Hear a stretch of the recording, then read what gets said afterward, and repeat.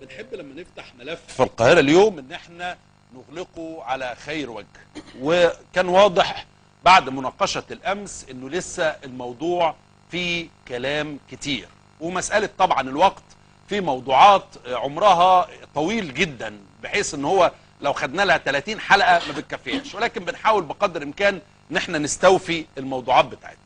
من كام يوم او من يوم الثلاثاء بالتحديد استضفنا المفكر السوري المهندس عدنان الرفاعي، وقال وجهة نظره واعتمد على هاتوا برهانكم ان كنتم صادقين. يعني كل واحد انا بتكلم في الدين وانا مش لازم اكون معايا شهادة علمية ولا دارس دراسة معينة، ولكن كل واحد يكلمني يجيب البرهان. نمرة 2 وهي دي القضية الاهم، انه قال ان في السنة اشياء كثيرة لو لم توافق القرآن هو يستبعدها، هو يرى انها غير مثبتة وغير حقيقية. وابتدينا نتكلم في هذا الموضوع. النهارده هيكون معانا الدكتور مبروك عطية، اهلا بيك يا فندم. اهلا بحضرتك يا استاذ. ومعانا ايضا المهندس عدنان الرفاعي، اهلا بيك يا فندم.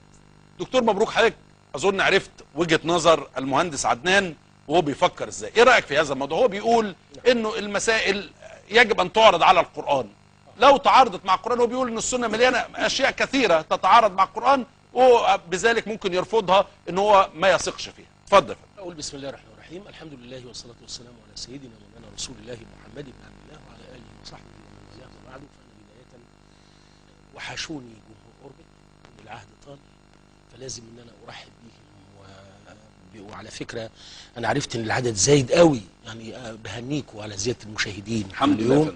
دي مهمه جدا. ليه؟ لان انا هعمل كونتاكت فورا بينها وبين الكلام اللي سيادتك قلته، قل هاتوا برهانكم. اللي يقول قل هاتوا برهانكم هو نص قرآني عندنا، وربنا بيقول لنا احنا نقول للكفرة قل هاتوا برهانكم إن كنتم صادقين. هنخلي العبارة لغوية بس ومالناش دعوة بالكفر والإيمان، ونقول لأي حد يناقشنا قل هاتوا برهانكم. هذه الكلمة لا يقولها إلا أبو حنيفة للإمام مالك، لأن الإمام مالك لما يجيب برهان هيفهموا أبو حنيفة وفق ما نظر من أجله عمره في فهم النصوص. وأنا نفسي أقدم له حلوى ونعناع وريحان وأرحب به كما لو كنت في دمشق أو في حلب بلد زميلي. طب خلينا ناخد القضية نفسها. لا خلينا ناخد بس سؤال صغير، ده مدخل مهم جدا.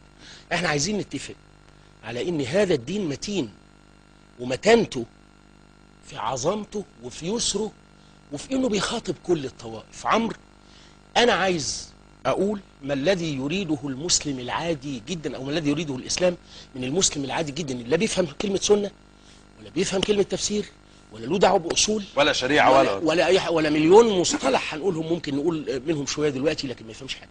الراجل ده المطلوب منه ايه؟ انا عايز اقول له ايه من خلال اوربت؟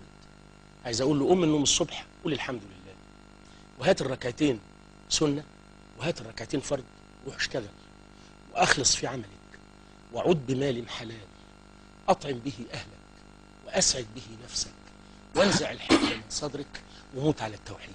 أنت لسه كنت بتسأل سؤال عبقري لسهرتك الجميلة مع رجاء، مع الست رجاء، يعني بإني 10 أيام. ال10 أيام ده هتجي لك إجابات، كل واحد هيقول لك كل اللي في هواه واللي في نفسه. لو سألتني، لو سألت الباشمهندس نعمل إيه في ال10 أيام، كل واحد هيقول يا باللي جواه حقيقي يا باللي بتملي عليه ثقافته. واحد هيقول لك انت سديت باب قدام 8 مليون سؤال، احج قلت مش في الحج يبقى سديت باب. واحد تاني يقول لك اتوب، واحد استغفر، واحد اعمل اسدد ديوني، اوصي، اعمل باب. كل واحد له ثقافته، ما فيش مشكله. انا عايز اقول القران، ما تعريف القران؟ ده اول مصطلح صغير خالص، كلام الله المتعبد بتلاوته. حلو، تلاوته يعني تقول بسم الله الرحمن الرحيم الف لام ميم، تاخد على كل حرف حسنه، الحسنه ب10 امثالها، وبعدين تنتقل إلى تدبر القرآن الكريم وفهم معانيه. أنا لي عمل ما أسعدش الباشمهندس عدنان إن هو يطلع عليه من أكتر من 20 سنة، اسمه القرآن في حياة النبي. ده مهم قوي في لقائنا. القرآن في حياة النبي صلى الله عليه وسلم، إن أول ما يجي حاجة تفزع الصحابة يروحوا للنبي عليه الصلاة والسلام، والدليل على كده من غير ما أطول في كلام بس عشان أفيد الناس كلها وما أطولش عليهم بحاجة ويبقى قدمنا حاجة تنفع الناس. الذين آمنوا ولم يلبسوا إيمانهم بظلم أولئك لهم الأمن وهم مهتدون. على الصفحة اللي على الشمال في سورة الأنعام قبل الآخر ب5 أسطر. افتحوا حضراتكم المصاحف اللي هي النسخة بتاعتي. أنا ممكن بعد إذن حضرتك أسأل باشمهندس عدنان سؤال صغير؟ اتفضل. ما المراد بالظلم يا باشمهندس في هذا؟ احنا طبعا متفقين إن احنا معا وعمرو والقناة في خدمة مشاهدينا لتثقيفهم ثقافة بعيدة عن التناحر وبعيدة عن الزعيق، واحنا مش في صراع ابدا ابدا، ولكن نعلم بعضينا. وانا مش بختبر حضرتك اقسم بربي، ولكن هسأل سؤال: ما المراد بظلم؟ الذين امنوا ولم يلبسوا ايمانهم بظلم. ما المراد بظلم؟ لا انا اجابه على طول سريعه، واسالني واسالك العدل تبقى طبعا. جميل. الظلم هو تجاوز الحدود وهو نقيض العدل. ده الغلط 100% حضرتك. ده الغلط. ايه بقى اللي حصل بقى؟ كل الناس فهمت اللي فهمه الباشمهندس، فذهبوا الى النبي صلى الله عليه وسلم وقالوا له يعوض ربنا فينا، لا لينا امن ولا احنا مهتدون، لان ربنا قال الذين امنوا ولم يلبسوا ايمانهم بظلم اولئك لهم الامن. اينا يا رسول الله لم يظلم نفسه؟ يبقى كلنا ايه؟ رايحين في 60 ده. برافو عليك. ماذا قال النبي صلى الله عليه وسلم؟ قال لهم مش ده المقصود، اقرأوها في آية لقمان إن الشرك لظلم عظيم. يبقى إذا المراد بالآية وتفسيرها فسروا النبي لما قال مش الظلم اللي هو تجاوز الحدود زي هم فاهم أستاذ عدنان، ولكن الظلم بمعنى الشرك. إيمانك ما يكونش ملتبس بشرك. ما تقوليش لا إله إلا الله من هنا وأنت معتقد في ضريح، ما تقوليش لا إله إلا الله من هنا وأنت عندك شك إن ده ممكن ينفعك ويضرك من دون الله. ولكن وما أمروا إلا ليعبدوا الله مخلصين له الدين. النفع هو الضر هو، لكن كونك تظلم وارد. طب انت حضرتك ايدك على الجرح، لان هو الاستاذ عدنان بيقول انا تفسير السنه وتفسير الرسول انا ما بوقفش عنده في اغلب الاشياء، هو ما بيوقفش عنده. لا ما هو ادي احنا دلوقتي اتفقنا على ان استاذ عدنان اجاب بما اجاب به الصحابه انفسهم، ما فيش مشكله ابدا. الراجل فاهم حضرتك غلط. بتثبت للاستاذ عدنان ان المساله مش شكل الايه في المصحف لا ابدا. يمكن ابدا، واللي فسرها النبي وده كتاب ودراسه. هنسمع بعض. فطبعا اتفضل يا استاذ عدنان. بسم الله الرحمن الرحيم، الحمد لله وسلام على عباده الذين اصطفى. أنا في البداية أود أن أسجل ملاحظة على تقديم الأخ خيري عندما قال أنا كنت أنطق بالآيات غير صحيحة.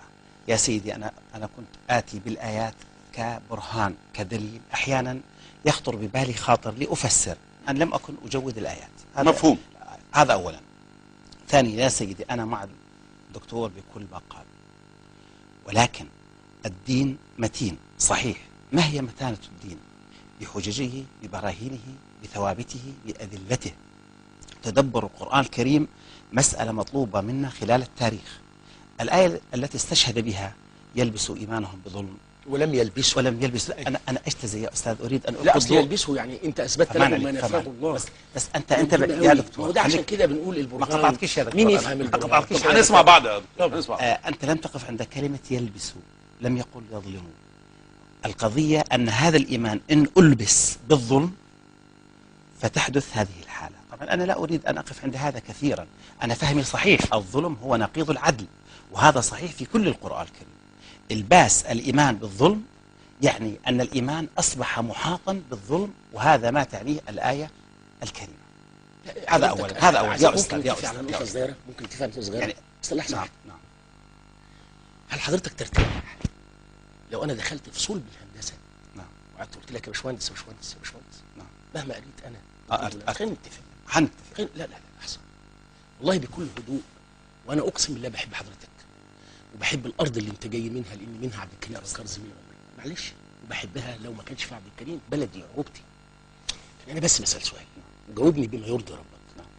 لو أنا مبروك عطية الأستاذ في جامعة الأزهر قريت 350,000 كتاب في الهندسة، الإنجينير ما وقفش على السبورة وقعد يشرح لي الماينس والبلس والزاوية والقياس والمنحنى والبتاع والحاجات، واجي وحضرتك لازم اضرب لك تعظيم سلام واسلمك الورقه عشان ترسم لي بيت او كوبري ممكن تتحطم عليه حافلات وعربيات، ممكن من العربيات دي عروسه لسه بتفتح باب الامل لصباحيه حلوه ونفسها تحمل وتجيب واحد يحرر القدس وينشر الربيع ويبقى نزار قباني بعد التعديل، بالله عليك انا هقدم لك الورق ده وانا مطمئن ليك، بل انا هحمد ربنا ان لقيتك.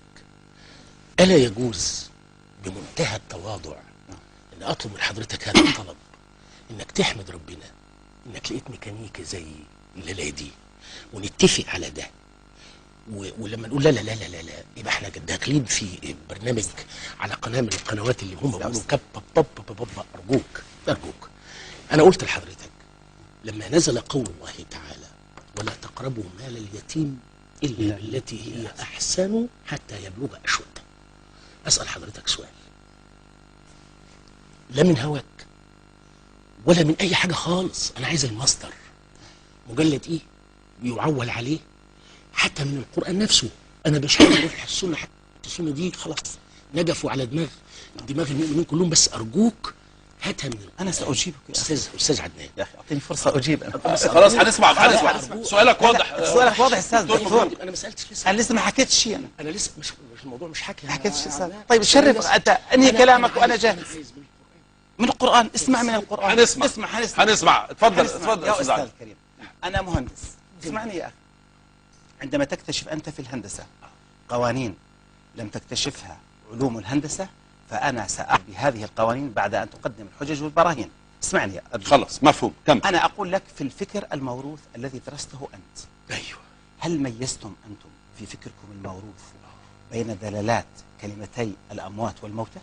أنا أسألك على الهواء. والذكران والذكور. لا لا لا اسمعني. والأحياء ما الفارق؟ والأموات. أنا أسألك طب خلاص هنمشي بالترتيب عشان ما نروحش في حته. الاموات ما الفارق؟ الاموات والموت خلينا مباشرين. الأموات والموتى هذا من القرآن ليس من الهندسة ولا من الميكانيك. أنت تقول نحن لم نفهم. سؤالك واضح. أنا هيجاوب. ربنا يقول والموتى يبعثهم الله، يبقى كل ميت سكن الفؤاد فنم هنيئا يا جسد فالخلد مأوى والنعيم إلى الأبد. إنما لما أقول أموات غير أحياء يعني بيتنفس وبياكل وبيشرب وبيتجوز، لكن ميت القلب منكر توحيد ربنا، يبقى ازاي ما فرقش؟ ده في إعدادية أزهرية أنا خدتها وأنا لسه بيبي لابس خلاص دي واحده باين الإجابة. اتفضل. يبقى دي بناء على هذه الإجابة الصحيحة. دي واحده. طب الإجابة صحيحة أنا بشكرك. أرجوك لا الحمد لله. اتفضل يا فندم. أنا بهذا الأسلوب من الحوار لا أستطيع أن أتكلم. ليه يا فندم؟ بناء على هذه الإجابة الصحيحة عندكم في الفكر الموروث الموتى يسمعون أم لا؟ هناخدها قضية أحسن. الموتى يسمعون. أحسن خليني نناقشها كده وبلاش ندخل في حاجات تانية. خليني أجاوب على أسئلة حضرتك ويبقى لي الشرف. أوي حلو ده. شيء جميل. والله أنت مرتاح كده؟ أنا مرتاح. بس لي رجاء. هل الموتى يعني باختصار لو سمحت. أيوه اتفضل. الموتى يسمعون؟ الموتى يسمعون. حاضر. إنك لا تسمع الموتى ولا تسمع الصم الدعاء. جميل. هذا وصل الجواب. مع هذه الحقيقة التي أنا معك بها ماذا تفعل يا سيدي؟ بصحيح البخاري حديث 3682 حسب الترقيم العالمي يقول أنا عن ابن عمر في أول الصفحة. جميل. عن ابن عمر رضي الله عنهما قال وقف النبي صلى الله عليه وسلم على قليب بدر فقال هل وجدتم ما وعد ربكم حقه؟ ثم قال إنهم الآن يسمعون ما أقول. ما أنتم بأسمع منهم. جميل. في رواية يسمعون طرق نعالكم. طبعا. كيف نوفق بين هذه الحقيقة التي أتفق أنا وأنت عليها قضيتك المهمة وبين هذه الرواية قضيتك المهمة هي الاثنين. هو بيقول لحضرتك دي واحدة دي، لأن أنا عايز بس أحط من قوسين إن دي قضيته المهمة. أيوه. عندك حديث وهو بيقول غير متوافق مع النص القرآني. اتفضل رد. يا سلام. عينيا الاثنين وقلبي الثيرد ولا تختاروا الفيرست؟ نعم. رد يا عدنان. نعم. وانا بجاوب قبل ما اجاوبك بقول لك عينيا الاثنين وقلبي الثيرد ولا تختاروا الفيرست؟ انا ما اعرفش في المصري. وده مصري؟ يا نهار ابيض. الثيرد بقت مصريه يا عدنان. لا قلبي الثالث. ثيرد. الثالثه. المهم يا فندم اتفضل. ايه الاجابه؟ عينيا الاثنين. ممكن اقول لك اللي قالوه العلماء ولا هتقول لي دول قالوه كذا؟ من الاخير. من الاخير عايزين نفتح اكثر من موضوع بصراحه. من الاخير عشان نستفيد الوقت. من الاخير.